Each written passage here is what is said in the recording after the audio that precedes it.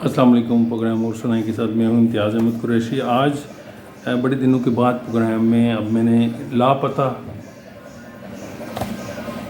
लापता का पता ये नज़मों का मजमूआ है शाहीन मुफ्ती। बहुत अच्छी नज़में हैं इसमें।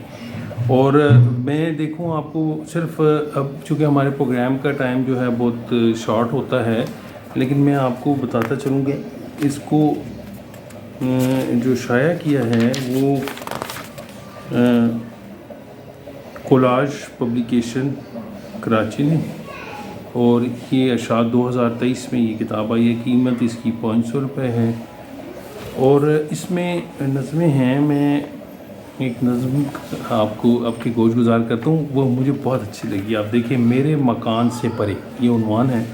मेरे मकान से परे उसका भी एक मकान है जो है खुदाए लम यज़ल मालिक के कुल जहान है। खिड़की से देखती हूँ एक हजूम बेकसां लिपटा हुआ फसील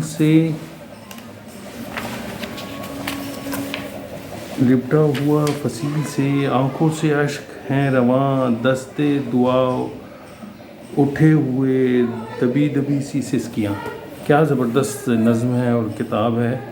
और आखिर में यहाँ इकबाल कौसर साहब ने इनके मजमूए के हवाले से लिखा है कि मैं शाहीन मुफ्ती की शायरी की तारीफ़ करते हुए ना उसके शेरी महासन गिनवाऊँगा और ना ही उनके मुनफरिद लबो लहजे की तौसीफ़ करूँगा। बस इतना कहूँगा कि उनकी शायरी अच्छे से सुनने और पढ़ने वालों के लिए नहीं, महसूस करने वालों के लिए है।